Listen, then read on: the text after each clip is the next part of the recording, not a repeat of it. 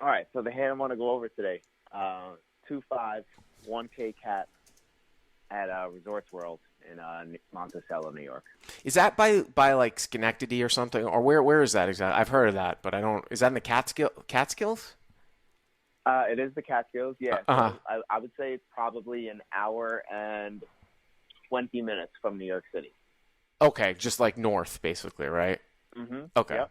Yep. Absolutely. All right. So 251K cap. It's like near like Woodbury Commons, like the famous Woodbury Commons. Yeah. Yeah. Yep. Okay. Out that way. Okay, so this particular hand is, again, it's a 1K cap. We are playing deeper. We're probably playing like 1,400 effective. Okay. It's a must-move type of situation they have up there. So this is the third table. Okay. This is like the must move. Right. Must move to must move. Right. Yep. Yep. The table just opened, Mm-hmm. and the particular villain is, again, 25 minutes probably into the table, and he is just loose and unpredictable, I guess is the best way to describe him. Okay. So he opens from MP1 for 30 and MP2 calls for 30. I call as well on the cutoff for 30, and we go three-way. So what do you have in the cutoff? I have pocket threes. Sorry. And, okay. Yep, so there's $97 in the pot. So MP1 opens at 30, low jack calls, you overcall with pocket threes, and you go three ways, right, to the flop? Yep. Okay. Exactly. Yep. All right, so the flop comes out, and it's queen, 4, deuce, rainbow. Okay. Queen, 4, deuce, rainbow. Okay. Mm-hmm. And MP1 continues for 55. MP2 folds out. And I look him up. You know, he's kind of just been playing this game the whole time, you know, for the quick 25 minutes. So I look him up with my threes, obviously hoping to hit some backdoor, type potential on the turn. Right. So, I mean, I think it's probably pretty close with this sizing here. If you think that the guy tends to over C-bet or just auto C-bet, I mean, it's a pretty good texture C-bet. You do have your backdoors, right? Now, where you would you would never overcall in this spot. That would be a huge mistake. Nor could you call if you were in the middle.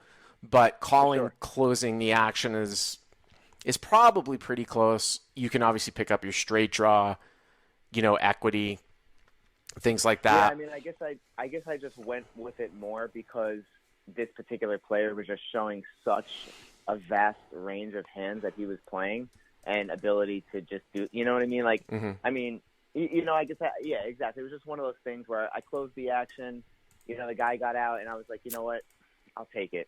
I knew it was like, I was kind of asking maybe for a little bit of, trouble, whether it's good or bad in the end. I knew I was asking for a little trouble, but I figured it was a good enough line to try to take here.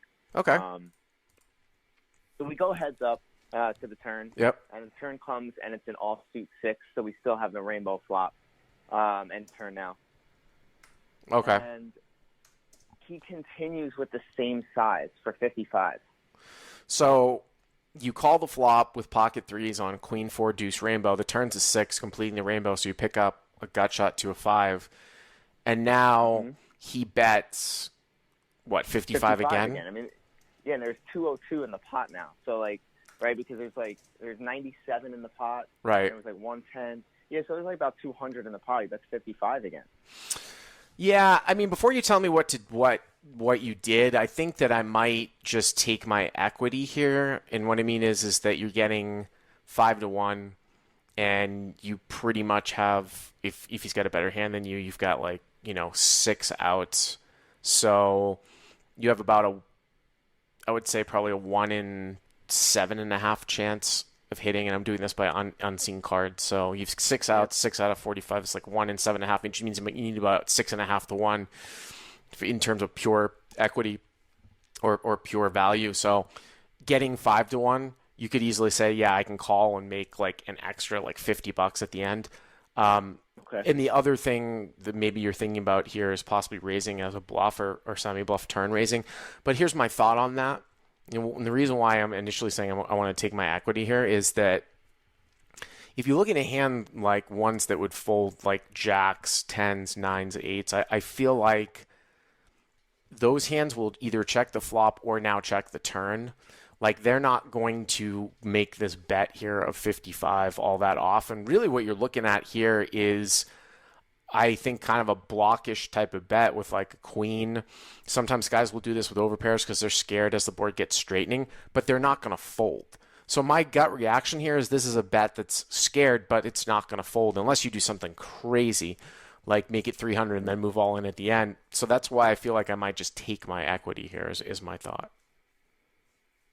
Yeah, I mean, I get it. I do. Mm-hmm. I really do. I guess sometimes in these spots, I think what happens to me is I get a little, I just go so much on the idea that they do not have the hand that I think that they're trying to represent to me. Like, well, what hand do you think that he's trying to represent here, given this line?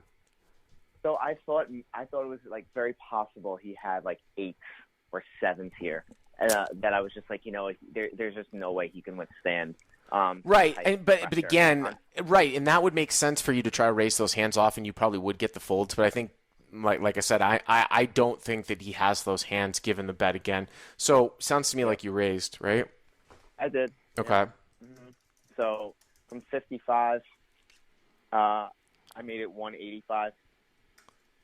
And that's a raise that will get like a hand like 9s, 10s, jacks, something like that to fold. But I gotta be honest with you, if a guy calls here and then the river's like a brick, I mean, like I said, like you could talk yourself into like making like some sort of ridiculous jam. But when he calls, if he does call here, he's gonna have a queen plus here. And then I think where we got, I don't actually even remember what happens here, but I think where we differ in my experience coming into play is that you think he's going to have some 7s through 10s through jacks here on the turn. I don't, based upon this action. So you make it 185. Did the guy call?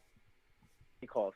Okay, yeah. So that's why now we get a spot where it's like, are we going to really try to bluff queen plus off here? Like at the end, I mean, is that our bread and butter for making? I don't know if this guy is he somebody's saying that they're sick and tired of people using the term recreational player. Is this guy like a reg? Is he a professional? What is right. he? Yeah, no, he's not. He's just a reg. He's complete recreation. He's hanging out for the night. Yeah, I'm definitely not trying to bluff him off of a queen here. It was interesting because I was saying to myself with this particular guy, it's just they throwing out the terms like 3-bet and things like that, and he kind of like understood what was going on, but at the same time he just was, obviously, from what I'm describing, right, just kind of playing a little. So, what was the river? He calls and the river comes an ace. An ace. Yeah. Interesting. See, now an ace is really interesting because that actually is one of the few cards where you might because of the consistent, like because of what is the way that this hand has gone down, and like I almost read this as king, queen, jack type of shit here. Okay. Or occasionally it could be like overpairs like kings and aces. So although I don't know about the small side, I don't know if he's making the standard open, but an ace is an interesting one because it's less likely that he's got pocket aces. It's less likely that he has ace queen, and you actually might get queen, jack, and king, queen to fold. Now, whereas if the river was a deuce, you're just burning money by trying to bluff at it. Or like if it's a 9 or a 10, the guy's just going to call down. Right. With an ace, it's interesting. Now, and an ace actually is a better card than I feel like than even a king. Because if a king were to come, well, I don't know, I'm trying to think of, is there a difference between having an I just think that people are more scared. Like you might, like a guy with queen jack might call if you bet the river when a king comes, but a guy with queen jack here, now he sees the ace. Like, I just think an ace is going to scare people more. Like, oh, he made aces up. You know what I mean? It's just in general. I was just going to say, maybe he was hoping that I have like 2 pair now. I don't know. I mean, there's obviously no way you're going to win by checking behind, but I might actually now bluff at it. I might bet like, well, and this is the other kind of interesting in theory is that like if you wanted to polarize, quote unquote, with like say aces up plus, then the idea here would be you would actually move all in and give him a cheaper price. I mean, give him a worse price. The all in would be pretty gross all in for 1,200. But I think that you could probably bet 400 and get the same thing done. What ended up? So he checks, I assume. Yeah, I mean, the plan was on any lead from him, I was just going to fold out unless I obviously hit my hand.